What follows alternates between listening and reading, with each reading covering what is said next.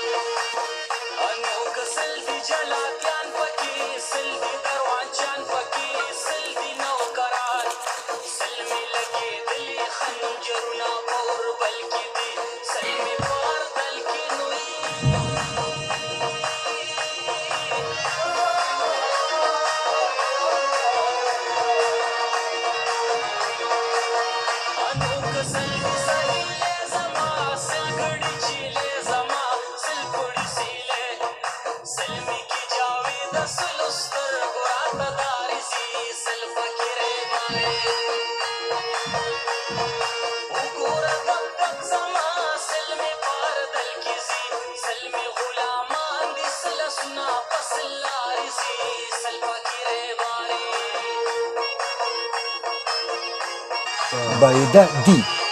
باید یا بایده، خو چې کله بایده کې دې ورسره دی راشي.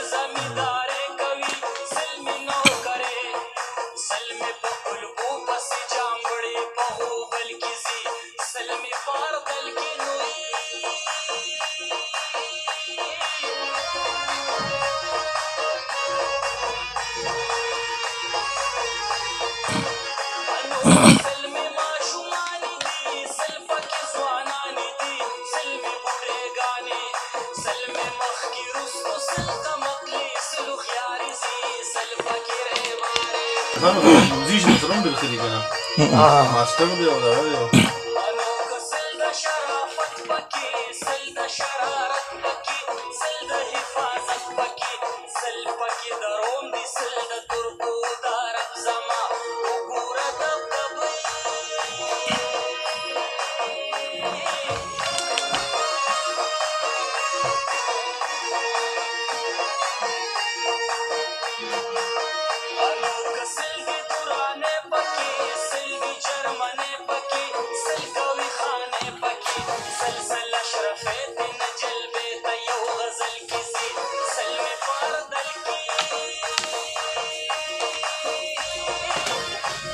دغه شوی هم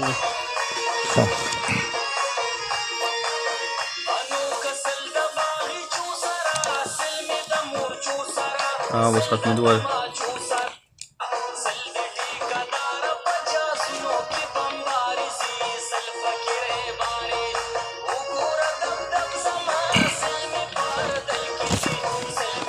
راځي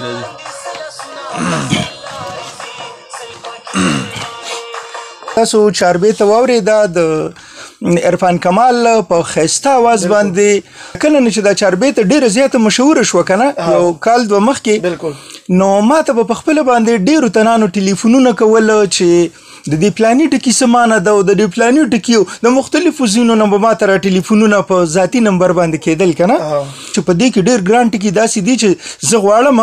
چې د ګرانو اورېدونکو ته د هغې وضاحت وکړم نو که د دې وضاحت نه پس او د دې مانوس د کولو نه پس دا چاربیته بیا هغې دوباره چېرته اوري که نه نو بیا به پرې پوهېږي چې دلته څه مطلب دی وضاحت کوم که نه تشریح کوم دې ته لږ غور باندې غوږ کېدی دا اصل کې زنځیرې چاربیته ده او عبدالواحد ټیکهدار لیکلې ده جلبۍ والا نو هغه وایي چې وګوره دبدب زما سل مې په اردل کې ځي سل مې غلامان د سل سونه په سل لارې ځي او سل پکې ریبارې ځي وګوره دبدب زما اوس به ګورو چې دبدب څه ته وایي نو دبدب چې کوم دی نو لوړتیا ته وایي وقار ته وایي عزت ته وایي شان او شوکت ته وایي نو یوه خبره د دې ټکو د وضاحت نه مخکې دا کول غواړم چې دا څوک دا خبرې کوي نو زما په خیال باندې چې دا خبره د یوې پیغلې د طرفه ده د یوې زنانه د طرفه ده دا خیال مرکزي او هغې وجه دا ده که نه چې هغه خپل شان او شوکت خپل روح ابداب خپل جاه او جلال دا د خلکو ته ورښودل غواړي دا پریزنټیشن کوي او دا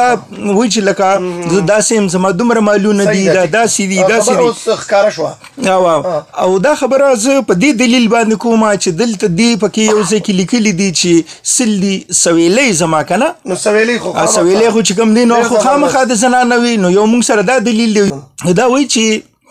وګوره دبدب زما سل مې په اردل کې وګوره دبدب زما رعب دهب وګوره زما وقار او عزت وګوره زما د لوړتیا وګوره دا درته زه اوس ښیم چې زما څومره مالونه څومره جایدادونه دي خو دا دبدب لفظ یم پکې لکه د پښتو یو ټیپیکل لفظ دبدبه بالکل وقار عزت لوړتیا شان او شوکت دا معنی دی د دبدبه سل مې په اردل کې ځي اوس دلته به راځو د اردل لکه څنګه چې د چاربیتې د اولني بند ټکی دی نو د دې وضاحت پکار دی چې لږ ډېر وشي اردل چې کوم دی دا رسالې ته وایي هغه رساله هغه د فوجیانو ډله کومه چې د یو بادشاه کله د خپل ځای نه د خپل محل نه د خپل دربار نه یو ځای ته په دوره باندې ځي که نه او په دغه دوره کې د ده سره کم فوج وي دغه فوج چې کوم وي دا اردل دی دا اردل خدمت ته وایي او اردل چې کوم دی نو دغه رسالې ته وایي دغه ډلې ته وایي کوم چې د بادشاه سره د دورې په وخت د جنگ په وخت نه د دورې په وخت چې کوم ځي که نه نو دی وایي چې سل کسان دا وایي چې سل کسان زما په اردل کې ځي زما په خدمت کې ځي او یو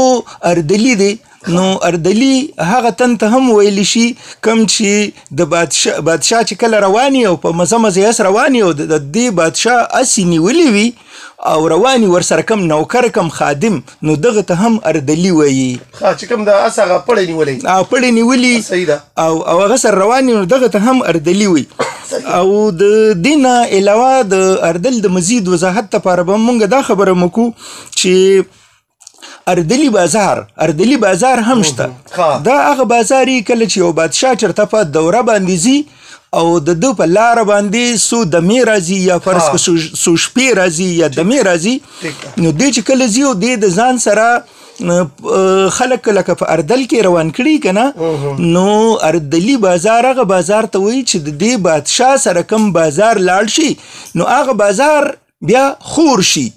لکه چې کله دی دمه کوي که نه نو هغه بازار خور شي په هغې کې مختلفې سوداګانې هر څه هر څوک د خپل ضرورت کله چې دا بادشاه او د اردلیان دی دمه وکړي نو هغه اردلي بازار د بیا راغونډ کړي او بیا روان شي خپل مزل سرته رسي نو دغه بازار ته اردلي بازار وایي چې د پړاو په وخت باندې د بادشاه په خوا کې د خورېږي او خلک د خپل ضرورتونه پوره کړي دغه ته اردلي بازار وایي او بیا راغونډ کړي نو خدا بازار اردلی بازار عموما په پړاو باندې لګو یعنی دمه چې کله کوي نو په هغې باندې نو دا وایي چې زما دومره شان او شوکت دی چې ما سره سل کسان زما په اردل کې ځي سل زما غلامان دي او سل اسونه چې کوم دي دا په سلو لارو ځي سل اسونه په سلو لارو یعنې په بیلو لارو باندې چې کوم دی نو سل اسونه ځي او سل مې غلامان دي او سل پکې ریبارې ځي یعنې زما په دې زما دومره لوی شان او شوکت او روح ابداب دی چې سل ریبارې دي زما سوال جواب وړونکي دي اوس ریبار هم د الک نه ریبارم د جینۍ نه وی ریبار نه نو یو کار دی کنه دا ریبار چې کوم دی دواړو طرفو وي الکم وی چې د دې دواړو ترمنځ خبر وړي وروړي دغه الکم کې دی شي الکم کې دی شي جنیم کې دی شي لکه کله خیال کړی نو هغه بل ورځ چې ابرار غره هغه شعر وی کنه چې ریبار استا او داغي بنگړي خو یو شانتي شو ریبار استا او داغي بنگړي خو یو شانتي شو خکاری زما د لاس ډالې ورته پور نه رسي ډېر زبردست دا وایي چې سل زما ریبارم دي سل می محلونه دي او سل می برجلونه دي او سل پکې ډالونه دي او سل په ویزان دي کټارې دي د غضب زما وګوره دبدب زما نو دی وی سل می محلونه دي نو دا وضاحت دا خو ښکاره سل می برجلونه دي د برجل بیا ډېرې معنی دي نغری ته په یو معنی کې ویل شي په بل معنی کې دا کور ته ویل شي بل معنی کې دا خاندان ته ویل شي بل معنی کې هغه ځای ته ویل شي چرته چې اور بلیږي او سل پکې ډالونه دي ډالونه تورې سره چې کوم ډال سل په ویزان دي کټارې دي د غضب زما کټاره چې کوم دی خنجر ته وای غضب زما د غضب زما وګوره دبدب زما شان او شوکت وګوره کنه سل دی جلاتیان پکې سل دی دروانچیان پکې او سل دی نوکران پکې سل می لګیدلی خنجرونه په وربل کې زی او سل می په اردل کې زی دی کې وای وضاحت زبلم کومه او غدا چې سل دی جلاتیان پکې څوک چې سرخ په خوځي کنه جلاتیان مر سره سل دی هغه چې سزا خلکو لور نو سر ته قلمي سل دی دروانچیان پکې سل درباریان چې کوم دین دام زما سل کسان دي او سل دی نوکران دا نور نوکران پکې دي سل عام ویټ دي سل می لګیدلی خنجرونه په وربل کې دي سل کسان ما سره داسې دي چې د اغي په سر کې خنجرونه لګیدلی دي زما د حفاظت کې داسې کسان هم شته چې د اغي د په دې سرونو کې د وربلونو سره دلته د اغي خنجرونه لګیدلی دي سل می لګیدلی خنجرونه په وربل کې زی او سل می په اردل کې زی بیا وای سل دی سوي لیزما سل ګډي چې لیزما سل پړي سی لیزما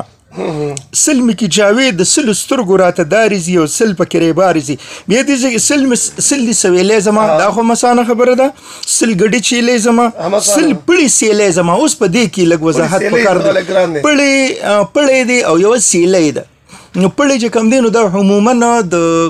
سنونو جوړیږي زیات تر دا سنونو جوړیږي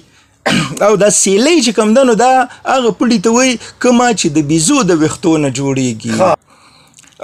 سلمی کی جاوی د سلو سترګو راته دارزي ما کی جاوی وای چې د سلو سترګو راته دارزي مطلب دی چې ډیر خلک راته خپکیږي بیا وای چې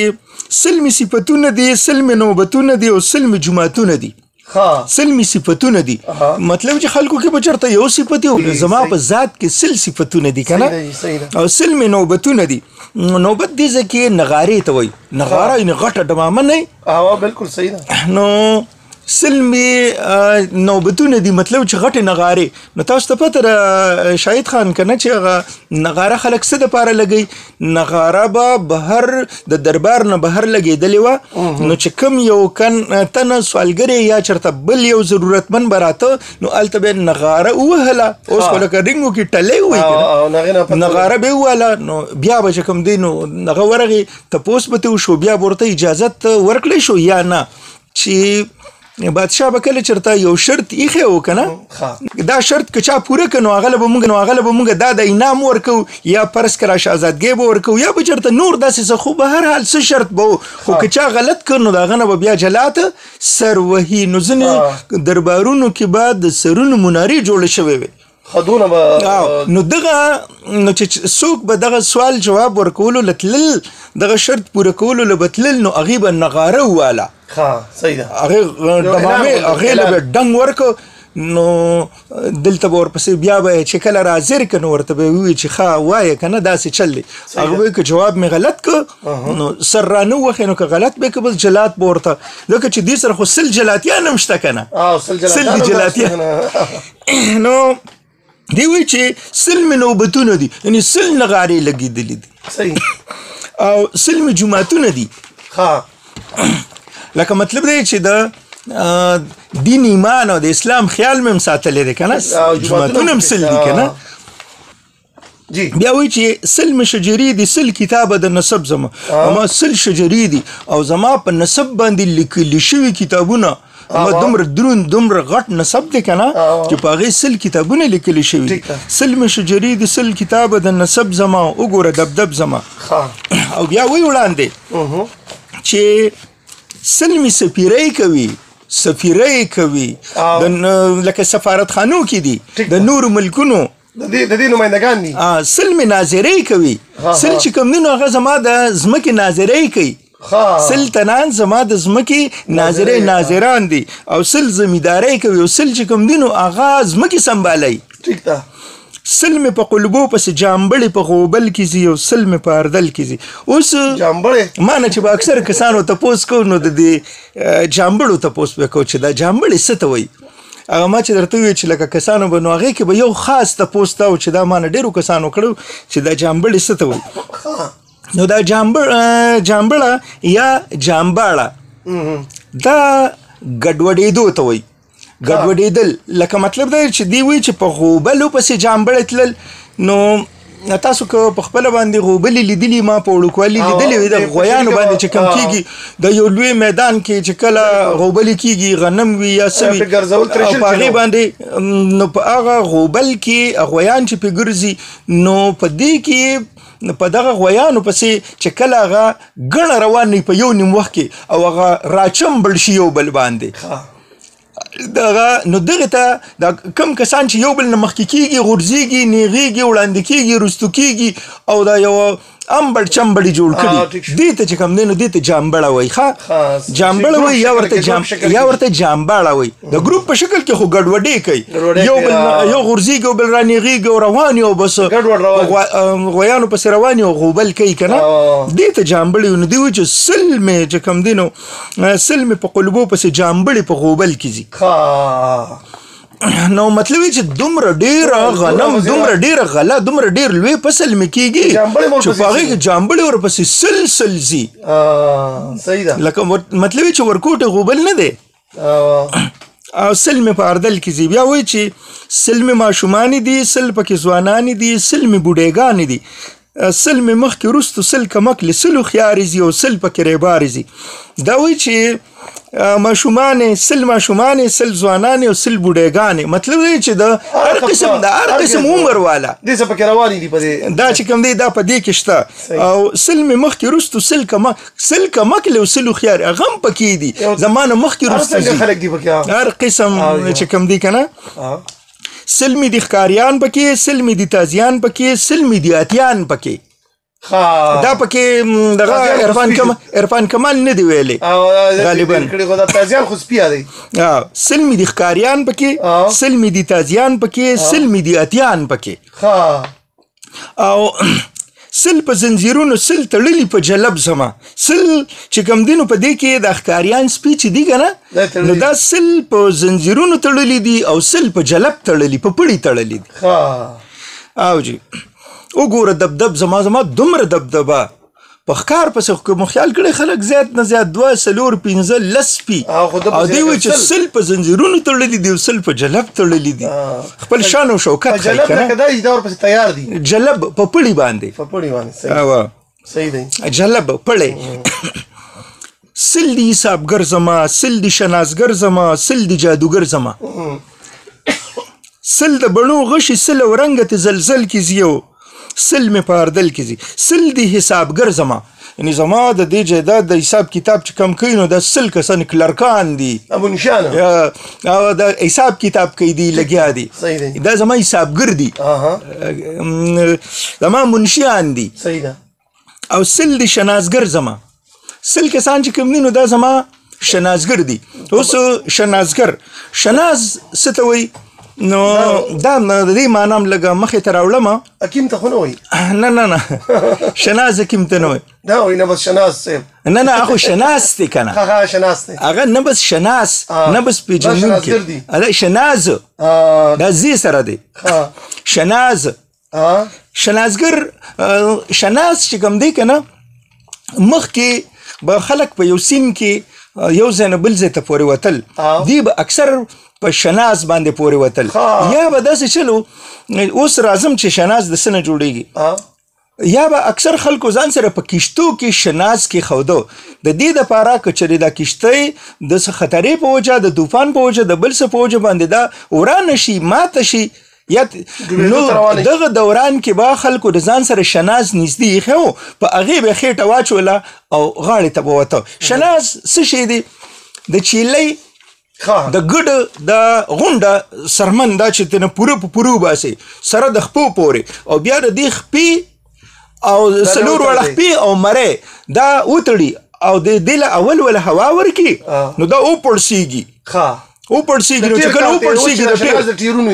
نو بس دې له بیا غوټه ورکړي دې کې هغه هوا بند شي نو دا که هر قسم په سمندر کې هم سړی روان یو په دې باندې خېټه اچولي او ځان یې پرې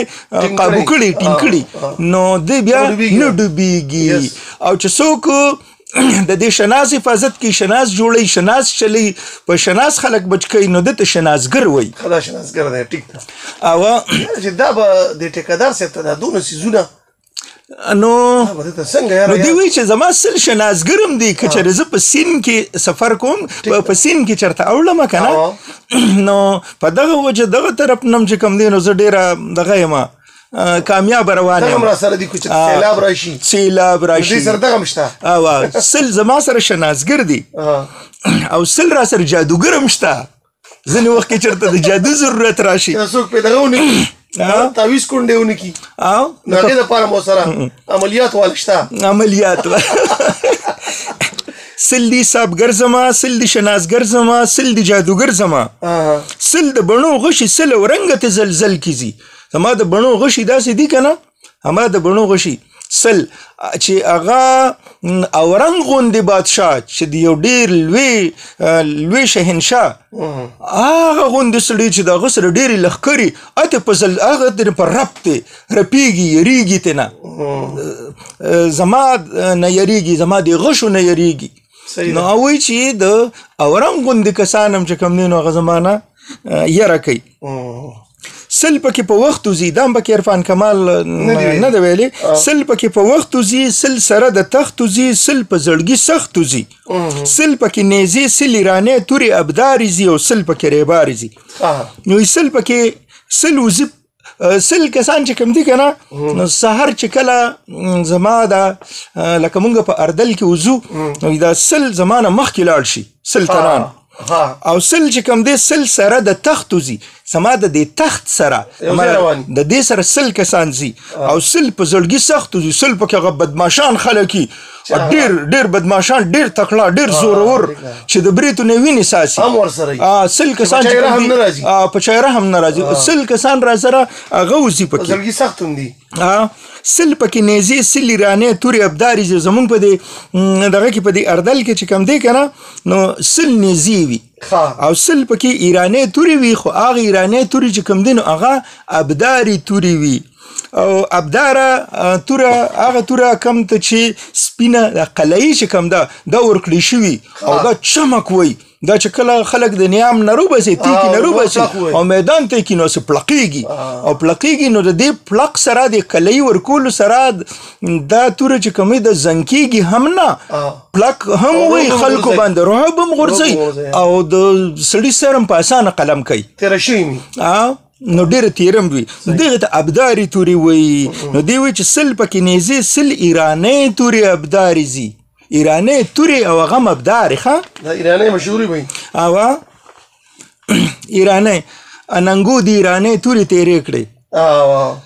د زلفانو د لښکر سره جنګیږي زما هغه یو شعر ایرانۍ تورې ما ترې هغه چېرته مخکنی شعر رایاد کو سل د شرافت پکې سل د شرارت پکې سل د حفاظت پکې یعنی ما سره چې کوم کسان ځینو په دې کې سل کسان د شرافت وي او سل کسان د شرارت وي مطلب دی چې دا جاسوسان وي پکې شرارت دپاره دا پکې جاسوسان هم او سل د حفاظت پکې هغې ډېر باریک حفاظت کوي سل پکې د روم دي سل د ترکو سل عرب زما لکه دې کې د نورو ملکونو ارمي ځان سره اغوستې ده د رومو د ترکو او د عربو سل کسان اغوستې دي سل دي وګوره دبدب زما او سل دي دورانۍ پکې سل دي جرمنۍ پکې او سل کوي خانۍ پکې دورانۍ درانۍ چې دی نو دا د پښتنو هغه قبیله ده درانۍ دا د پښتنو هغه قبیله ده چې د قندهار خواته آباده ده او د دې د درانۍ ورته په دې وجه باندې ویلی شو چې د پخوا راسې به د دې په غوږونو کې به ملغلرې اچولې کېدې نو په دې وجه باندې دا په درانۍ نوم باندې مشهوره شوې ده دا قبیله نو یو تاریخ دا وایي نو دی وی چې سل د درانۍ پکې سل د جرمنۍ پکې او سل کوي خانۍ پکې او سلسله شرفیت نه جلبې له یو غزل کیږي چې سلسله شرفیت چې دی کنه نو دا چې کله د جلبې د عبدالواحد ټیکدار یو غزل وی نو سلسل اشرفی اغل زی جلبې ته زی ټیک ټیک او اشرفی خو چې کوم دی نو لکه دا خو به هغه روپۍ وه کومه چې به د یوه توله به او د سپینو زرو نه به جوړه وه دا اشرفی هغه روپۍ سپینو زرو نه جوړه او هغه به یوه توله به وه په وزن تللې زرګر په تله باندې هغه به اشرفی وه نو دوی وایي چې سل اشرفی ته نه جلبۍ ته یو غزل کیږي جلبۍ ته عبدالواحد ټیکدار چې دا غزلې وایي نو وایي دا زه غلم لیک دا اخري بند دی سل د باغچو سره سل مې د مورچو سره سل د تمانچو سره او سل د ټیکدار په جازونو کې بمباریزي سل په کې ریباریزي نو دا د عبدالواحد ټیکدار صاحب د لیکلي چاربیتې هغه وضاحت او هغه ټکي کوم چې د ډیرو مودونه د خلکو په ذهنونو کې وو خو دوی ته د هغې د معنی به پته نه وه یا چاته ډېرو څیزونو اوس پته ولګېده پکې که نه نو په دغه وجه باندې ما دا وضاحت کول غوښتله او خوږه چاربیت هم ده او بیا خو په عرفان کمال هم په کمال کړی په ویلو باندې خو دا ده چې کمال په ګورې عبدالواحد ټیکدار هم کړی دی چې هغه داسې لیکلي د کوم ټکي پکې مړه شاهد خانه د بلې موضوع پورې د الله په امان خوشحاله اوسئ